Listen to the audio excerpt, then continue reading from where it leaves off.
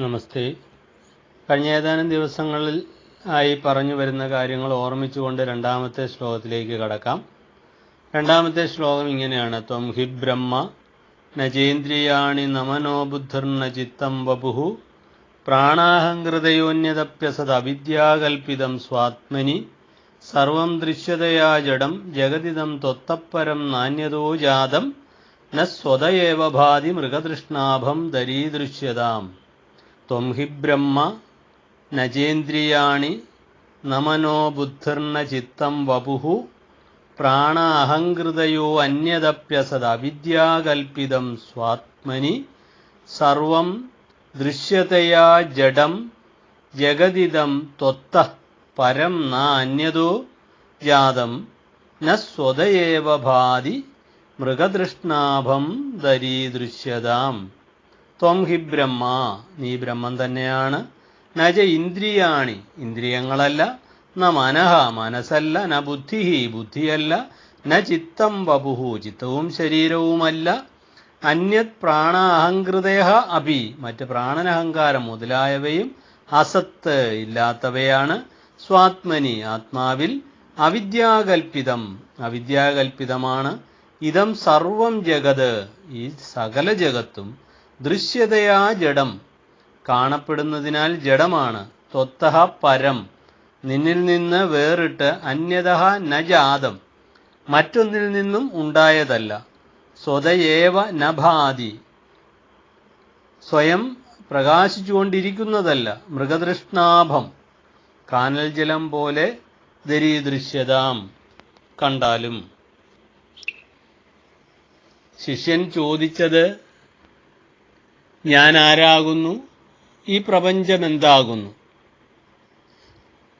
ഞാൻ ആരാണെന്നുള്ള ചോദ്യത്തിൻ്റെ ആദ്യത്തേതും അവസാനത്തേതുമായ ഒരു ഉത്തരം രണ്ടാം ശ്ലോകത്തിലെ ആദ്യം ഗുരു 3 വാക്കുകളായിട്ട് പറയണം. ത്വം ഹി ബ്രഹ്മ, ത്വം ബ്രഹ്മ ഹി. ഹി എന്ന വാക്കുപയോഗിച്ചാൽ അത് ഒരു കാര്യം ഉറപ്പ് പറയുന്നതിനാണ് ആ അക്ഷരം വാക്കുപയോഗിക്കുന്നത്. ഹി എന്ന് പറഞ്ഞാൽ ഉറപ്പിച്ച് പറയാം. ത്വം ഹി ബ്രഹ്മ, ത്വം ബ്രഹ്മ ഹി, നീ ബ്രഹ്മം തന്നെയാവുന്നു. അതിൽ കുറഞ്ഞൊന്നുമല്ല. ത്വം ബ്രഹ്മ ഹി എന്ന് പറഞ്ഞാൽ നീ ബ്രഹ്മം തന്നെയാവുന്നു. ഞാൻ ആരാണെന്നല്ലേ ചോദ്യം. ഉത്തരം, നീ ഈശ്വരനാകുന്നു, നീ ആത്മാവാകുന്നു. ഇതാണ് ഗുരുവിന് കൊടുക്കാനുള്ള ഉത്തരം. അല്ലെ, ഒരു ഗുരുവിൻ്റെ ദൗത്യവും ഇത് തന്നെയാണ്. ജീവന്മാരോട് പറഞ്ഞു കൊടുക്കുകയാണ് നീ ഈശ്വരനാണ്, നീ ഈശ്വരനാണ് എന്നുള്ളതാണ് ഒരു മഹാപ്രവാചകന്റെ ദൗത്യം. അപ്പം അതാണ് ഇവിടെയും ഗുരുനാഥൻ്റെ രൂപേണ ഗുരു ശിഷ്യന്മാരോട് നമ്മളോട് പറയുന്നത്. ത്വം ഹി ബ്രഹ്മ, നീ ഈശ്വരനാകുന്നു. നീ മറ്റെന്തൊക്കെയോ ആണെന്ന് തെറ്റിദ്ധരിച്ചല്ലേ ഇത്രയും നാളും നടന്നത്. ഞാൻ ശരീരമാണെന്ന് വിചാരിച്ചു, മനസ്സാണെന്ന് വിചാരിച്ചു, ബുദ്ധിയാണ്, അഹങ്കാരമാണ്, ചിത്തമാണ്, പ്രാണനാണ്, അഹംകൃതിയാണ് എന്നൊക്കെ വിചാരിച്ചു. അതൊന്നുമല്ല കുഞ്ഞേ. ഈ ഇത്തരം കാര്യങ്ങൾ 2 രീതിയിൽ പറയാം. ഒന്ന്, വേണമെങ്കിൽ എല്ലാറ്റിനെയും എണ്ണി എണ്ണി മാറ്റിയിട്ട് നീ എന്താണ് എന്ന് പറയാം. മറ്റൊരു തരത്തിൽ പറയുന്നത്, നീ എന്താണെന്ന് പറഞ്ഞിട്ട് ബാക്കിയുള്ളതിനെയൊക്കെ ഇല്ലാതാക്കുക. നീ മുറിയിൽ എന്തിനെയാണ് തപ്പുന്നത്? അപ്പം എനിക്കൊരു സാധനം വേണം ആ മുറിയിൽ. ആ മുറിയിലിരിക്കുന്ന ഒരു എണ്ണക്കുപ്പി എടുക്കണം. അപ്പം എനിക്ക് കണ്ണ് കാണാൻ വയ്യ, അല്ലെ കണ്ണ് കെട്ടിവെച്ചിരിക്കുകയാണ്. ഞാൻ അവിടെ പോയി തപ്പുകയാണ്. ഇത് ഞാൻ കസേരയിൽ ആദ്യം തൊട്ട് എനിക്ക് മനസ്സിലായി ഇത് കസേരയാണ്. അപ്പോൾ ഇത് കസേരയാണ്, എണ്ണക്കുപ്പിയല്ല. മേശയിൽ തൊട്ടു, ഇത് മേശയാണ്, എണ്ണക്കുപ്പിയല്ല. പിന്നെയോ കട്ടിലിൽ തൊട്ടു, പിന്നെ ബ്യൂറോയിൽ തൊട്ടു, അലമാരയിൽ തൊട്ടു. അപ്പോൾ ഇത് എന്ത് പറഞ്ഞു? ഇത് എണ്ണക്കുപ്പിയല്ല, ഇത് അലമാരയാണ്, ഇത് മേശയാണ് എന്ന്. അവസാനം എണ്ണക്കുപ്പിയെ ചെന്ന് തൊട്ടപ്പോഴേ പറയാം ഇത് എണ്ണക്കുപ്പിയാണ്. ഒന്നെങ്കിൽ ആദ്യം എല്ലാത്തിനെയും നിരാകരിച്ചുകൊണ്ട് മുമ്പോട്ട് പോയി എന്താണെന്ന് പറയാം. അപ്പം ഇത് ഞാൻ ശരീരമല്ല, ഞാൻ മനസ്സല്ല, ഞാൻ ബുദ്ധിയല്ല, ഞാൻ ഇന്ദ്രിയങ്ങളല്ല, ഞാൻ ആത്മാവ് ആണ് എന്ന് പറയാം.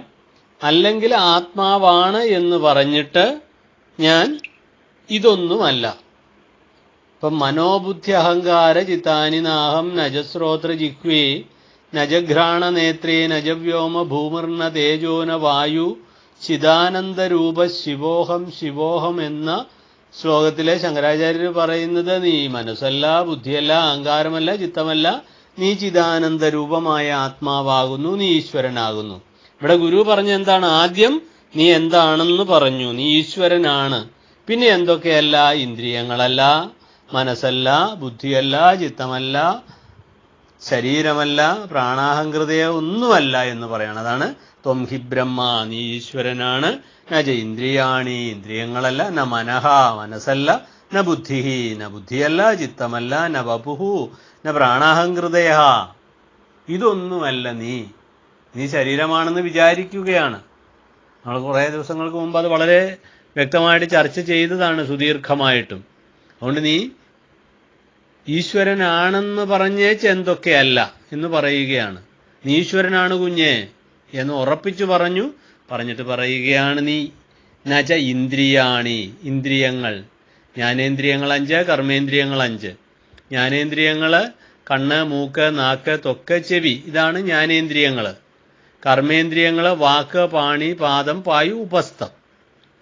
അപ്പം ജ്ഞാനേന്ദ്രിയങ്ങൾക്ക് അറിവ് ലഭിക്കുക എന്നുള്ളതാണ്. അവിടെ കർമ്മമില്ല. കണ്ണുകൊണ്ട് കാണുന്നു, ചെവി കൊണ്ട് കേൾക്കുന്നു, നാവ് കണ്ണ്, നാക്ക്, മൂക്ക് കൊണ്ട് ഗന്ധം അറിയുന്നു. അതിന് നമ്മൾ പ്രത്യേകിച്ചൊരു കർമ്മം വേണ്ട. കണ്ണ്, മൂക്ക്, നാക്ക്, ത്വക്ക്, തൊലിയെ നമ്മുടെ കാറ്റ് വന്ന് തട്ടുമ്പോഴാണ് കാറ്റ് വരുന്നുണ്ടെന്ന് അറിയുന്നു. ഇപ്പൊ ചെവിയിലൊരു ശബ്ദം വന്നാൽ അത് കേൾക്കുന്നതിന് നമ്മളൊന്നും ചെയ്യണ്ട, അതങ്ങനെ സംഭവിച്ചോളും. അത് ജ്ഞാനേന്ദ്രിയങ്ങൾ, കണ്ണ്, മൂക്ക്, നാക്ക്, ത്വക്ക്, ചെവി. പിന്നെ കർമ്മം ചെയ്യുന്ന, ജോലി ചെയ്യുന്ന 5 ഇന്ദ്രിയങ്ങളുണ്ട്. വാക്ക്, നാക്ക്, വാണി, വാക്ക്, പാണി എന്ന് പറഞ്ഞാൽ കയ്യ്, പാദം, കാല്, പായു വിസർജനേന്ദ്രിയം, ഉപസ്ഥം ജനനേന്ദ്രിയം. അപ്പൊ ഇങ്ങനെ 5 ഇന്ദ്രിയങ്ങളെ, കർമ്മേന്ദ്രിയങ്ങള്, 5 ജ്ഞാനേന്ദ്രിയങ്ങള്, അപ്പൊ സമം 10 ഇന്ദ്രിയങ്ങൾ. അതാണ് ഇന്ദ്രിയാണി, ഇന്ദ്രിയങ്ങൾ. ദശേന്ദ്രിയങ്ങളും നീയല്ല. പിന്നെ മനസ്സാണോ നീ? ന മന, മനസ്സും നീയല്ല. ന ബുദ്ധി, ബുദ്ധിയാണോ? ഞാൻ ബുദ്ധിയാണോ എന്ന് ചോദിച്ചാല് അല്ല. എന്തുകൊണ്ട്? ബുദ്ധി പ്രവർത്തിക്കണമെങ്കിൽ ഞാൻ വേണം.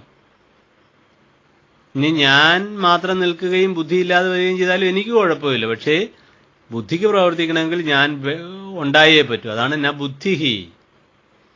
പിന്നെ ചിത്തമോ? ന ചിത്തം, ചിത്തവും നീയല്ല. നീ ആത്മാവാണ്. നിന്റെ സാന്നിധ്യത്തില് ഉണ്ടായി നിലനിന്ന് മറയുന്നതാണ് ചിത്തം. വപുഹു, ശരീരമോ? ശരീരവും അപ്രകാരം തന്നെ. പ്രാണാഹങ്കൃതയ, പ്രാണനും അഹങ്കാരവും ഒക്കെയോ അതും ഇങ്ങനെയൊക്കെ തന്നെയാണ്.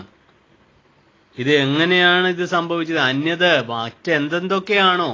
ഇനി ഓരോരുത്തരും മനസ്സാണെന്നും ബുദ്ധിയാണെന്നും അഹങ്കാരമാണെന്നും ചിത്തമാണെന്നും ഇന്ദ്രിയങ്ങളാണെന്നും ഒക്കെ വിചാരിക്കുന്നു. ഇതല്ലാതെ വേറെന്തെങ്കിലുമാണ് ഞാനെന്ന് വിചാരിച്ചാൽ അന്യതപി, അങ്ങനെയുള്ള മറ്റുള്ളതും അസത്ത്, അല്ല, ഇല്ലാത്തതാണ്. അതൊന്നുമല്ല നീ. അതൊക്കെ എങ്ങനെ സംഭവിച്ചാണ്? അവിദ്യാകൽപിതം. നിനക്ക് അറിവില്ലാത്തത് കൊണ്ട് നിനക്ക് തോന്നിയ തോന്നലുകളാണ്. എവിടെയാ അത് തോന്നിയത്? സ്വാത്മനി, നമ്മുടെ യഥാർത്ഥമായ ആത്മാവിൽ തോന്നിയതാണിത്. അപ്പം ഈശ്വരനാകുന്ന നിന്നില് വച്ചു കെട്ടപ്പെട്ടതാണ്, അല്ലെ ഈശ്വരനാകുന്ന നിന്റെ സാന്നിധ്യം കൊണ്ട് പ്രവർത്തിക്കുന്നതാണ് മനസ്സും ബുദ്ധിയും അഹങ്കാരവും ചിത്തവും ഒക്കെ. അതുകൊണ്ട് അതൊന്നും നീയല്ല. പിന്നെയോ നീ എന്താകുന്നു? നീ പരമാത്മ ചൈതന്യമാകുന്നു. അതിൽ കുറഞ്ഞൊന്നുമല്ല. ഹി, ഉറപ്പിച്ചങ്ങ് പറഞ്ഞു. ത്വം ബ്രഹ്മഹി. ഇതാണ് ഗുരുക്കന്മാർക്ക് പറയാനുള്ളത്. നമ്മളുടെ ഇഷ്ടദേവതയായ, നമ്മുടെ ഉപാസനാമൂർത്തിയായ ശ്രീനാരായണ ഭഗവത്പാദർക്കും വേറൊന്നും പറയാനില്ല. ഓരോ ജീവനോടും ശ്രീനാരായണ ഗുരുദേവൻ ഓരോ ശ്വാസത്തിലും പറഞ്ഞു തരികയാണ്, നീ ഈശ്വരനാണ്, ഈശ്വരനാണ്, ഈശ്വരനാണ്. ഉള്ളിൻ്റെ ഉള്ളിൽ അന്തര്യാമിയായി ഇരുന്നു കൊണ്ട് ഗുരു നമുക്ക് ആത്മോപദേശം തരികയാണ്. ഓരോ ശ്വാസം എടുക്കുമ്പോഴും വിശ്വസിക്കുമ്പോഴും ഓരോ ശ്വാസോച്ഛ്വാസത്തിൽ കൂടി സോഹം സോഹം സോഹം എന്ന് നീ മനസ്സിലാക്കൂ കുഞ്ഞേ. ഗുരു അകത്തിരുന്ന് പറയുകയാണ്, കുഞ്ഞെ നീ ആത്മാവാണ് എന്ന് പറയുമ്പോൾ അഹം ബ്രഹ്മാസ്മി, ഞാൻ ഈശ്വരനാണെന്ന് അറിയാനുള്ള ശേഷി ഉണ്ടായി വരണം. അങ്ങനെയുള്ള ഒരു പവിത്രമായ മന്ത്രോപദേഷ്ടാവായി ഇരുന്നു കൊണ്ട്, ഗുരു നമ്മളുടെ ഉള്ളിലിരുന്നു കൊണ്ട്, അന്തര്യാമിയായി വർത്തിച്ചുകൊണ്ട് നമ്മളോട് പറയുന്ന ഓരോരുത്തരോടും പറഞ്ഞു തരികയാണ്, ത്വം ബ്രഹ്മഹി ത്വം ഹി ബ്രഹ്മ, നീ ഈശ്വരനാണ്. ഗുരുവിൻ്റെ ഈ വാക്കുകളെ അല്ലെ ഈ മന്ത്രോപദേശം നമുക്ക് സ്വീകരിക്കാം.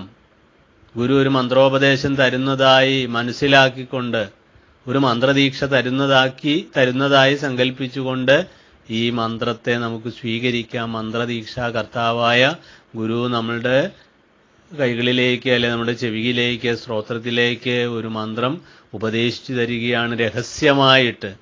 മന്ത്രദീക്ഷ നൽകുന്നത് രഹസ്യമായിട്ട്, മറ്റാരും കേൾക്കാതെയാണ്.